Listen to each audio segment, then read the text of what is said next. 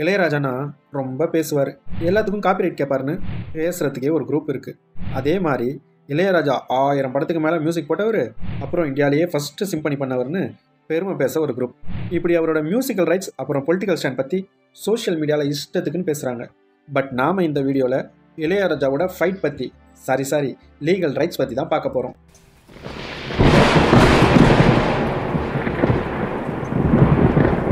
This is my first channel, first video. நம்ம சேனலோட future content எல்லாமே legal knowledge and legal awareness பற்றி தான் இருக்க போகுது.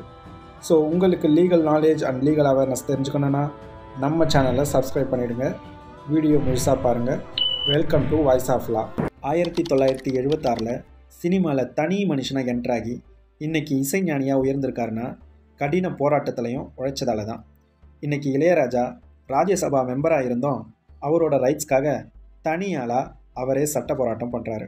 ரீசன்ட் டேஸில் இளையராஜா செஞ்ச தரமான சம்பவங்களை பார்க்கலாம். 2024 ரிலீஸ் ஆன மஞ்சுமல் பாய்ஸ் படத்தில் இளையராஜாவோட கண்மணி அன்போடு காதலன் சாங்கை அவரோட பர்மிஷன் இல்லாமலே யூஸ் பண்ணாங்க. இதனால் இளையராஜா படத்தோட ப்ரொடியூசருக்கு சாங்கை யூஸ் பண்ண பர்மிஷன் வாங்கணும், இல்லைனா படத்துலேருந்து சாங்கை எடுங்கன்னு லீகல் நோட்டீஸ் அனுப்புனார். ஆரம்பத்தில் 2 கோடிக்கு இழப்பீடு கேட்டாலும் கடைசியாக 60 லட்சம் கொடுத்து சால்வ் பண்ணாங்க.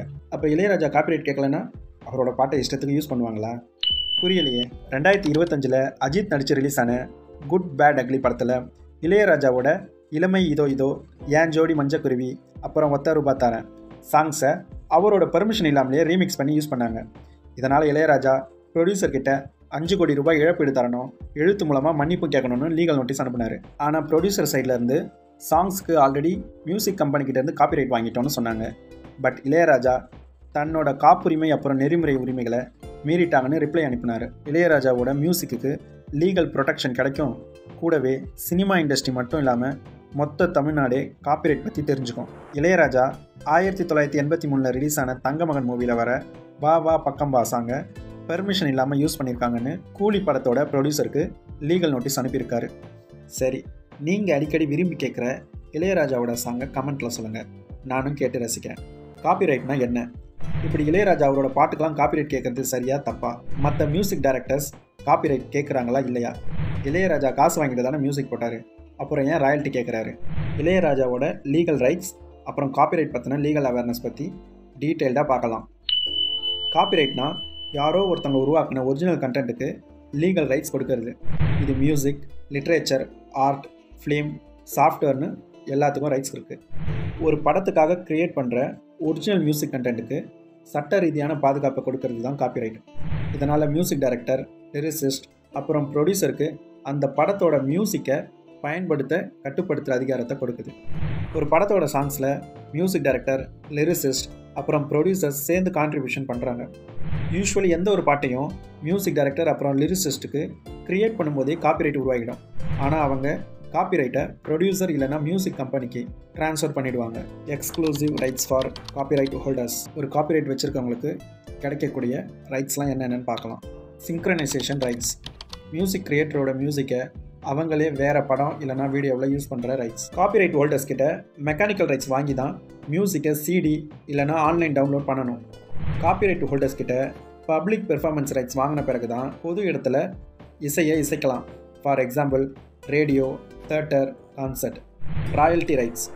மியூசிக் கிரியேட்டரோட மியூசிக்கை கமர்ஷியலி யூஸ் பண்ணும்போதெல்லாம் ராயல்ட்டி கட்டாயம் கொடுக்கணும். இது ஸ்ட்ரீமிங், ப்ராட்காஸ்டிங், பப்ளிக் பெர்ஃபார்மன்ஸ் அப்புறம் licence for ads and remakes, இது எல்லாத்தையும் சேர்ந்தது தான். Moral rights. மியூசிக் கிரியேட்டருக்கு எப்போவுமே கிரெடிட்ஸ் கண்டிப்பாக கொடுக்கணும். Copyright time limit.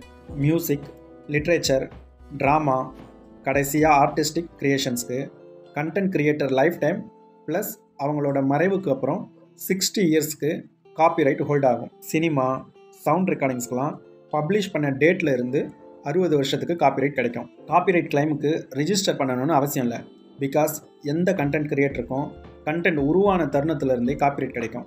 ஆனால் டிஸ்பியூட் அரைஸ் ஆகும்போது லீகலாக ரிஜிஸ்டர் பண்ணது கண்டிப்பாக உதவும். ராயல்ட்டி கிளைம் எப்படி பண்ணுறாங்க?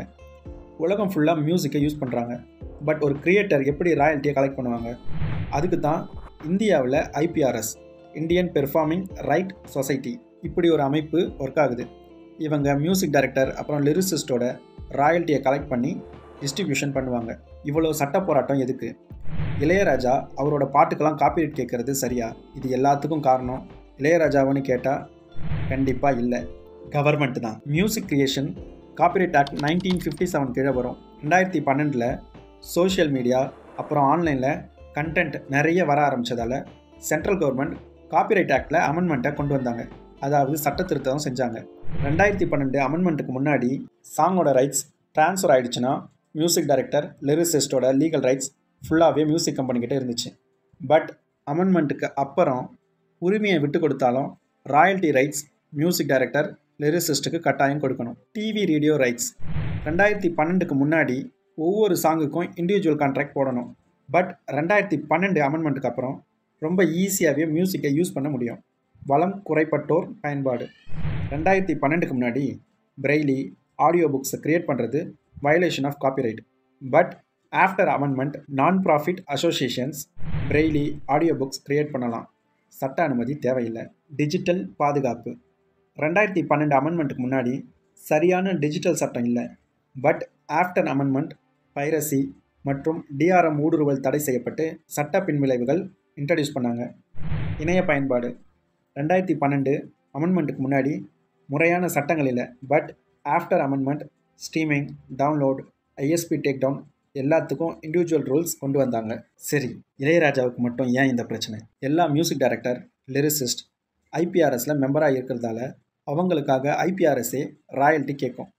பட் ஐபிஆர்எஸில் இளையராஜா உறுப்பினராக இல்லாததால் ஒவ்வொரு பாடலுக்கும் தனிப்பட்ட முறையில் அவரே லீகல் நோட்டீஸ் அனுப்புகிறாரு. அவருக்கான ராயல்ட்டியும் கிடைக்கிது. அவரோட ரைட்ஸை அவரே கேட்குறது இங்கே நிறைய பேருக்கு பிரச்சனையாக தான் இருக்குது. இந்த பிரச்சனையை நான் எப்படி பார்க்குறேன்னா, சட்டமே இளையராஜாவுக்கு ராயல்ட்டி ரைட்ஸ் இருக்குன்னு சொல்லும்போது அவர் ராயல்ட்டி கேட்குறது தப்பே இல்லை. சட்டப்படி அவருக்கு இருக்க உரிமையை அவரே கேட்டு வாங்குறாரு. இதை நம்ம இன்ஸ்பிரேஷனாக தான் எடுத்துக்கணும். பிகாஸ் உங்களோட உரிமைக்காக நீங்கள் தான் போராடணும். சரி, இளையராஜா தான் காப்பிரைட் கேட்குறாரு, அப்புறம் ஏன் அவரோட மியூசிக்கை யூஸ் பண்ணுறாங்க? பல கோடி செலவு பண்ணி படம் எடுக்கிறாங்க. ஹீரோ, டைரக்டர், மியூசிக் டைரக்டர்னு எல்லார்கிட்டையும் லீகல் அக்ரிமெண்ட் போட்டு தானே படம் எடுக்கிறாங்க. இப்படி ஒரு அமெண்ட்மெண்ட் வந்திருக்கு. இளையராஜாவோட சாங்ஸை யூஸ் பண்ணால் அவருக்கு ராயல்ட்டி கொடுக்கணும்னு கூடவா தெரியாமல் இருக்காங்க? கண்டிப்பாக இதெல்லாம் தெரிஞ்சும் தெரியாத மாதிரி இருக்காங்கன்னு வேணால் சொல்லலாம். ஸோ இந்த விஷயத்தில் ராஜா கையை வச்சா அது ராங்காக போனதில்லைன்னு எனக்கு தோணுது. ஸோ இதில் இருந்து நம்ம தெரிஞ்சுக்க வேண்டியது, நமக்காக நாம் தான் போராடி ஆகணும். வாழ்க்கையே ஒரு போராட்டம் தானே. திரும்பவும் அடுத்த வீடியோவில் உங்களை சந்திக்கிறேன். இந்த வீடியோ உங்களுக்கு பிடிச்சிருந்தால் லைக் பண்ணுங்கள், உங்கள் ஃப்ரெண்ட்ஸ் அண்ட் ஃபேமிலிக்கு ஷேர் பண்ணுங்கள், மறக்காமல் நம்ம சேனலை சப்ஸ்கிரைப் பண்ணுங்கள். நன்றி, வணக்கம்.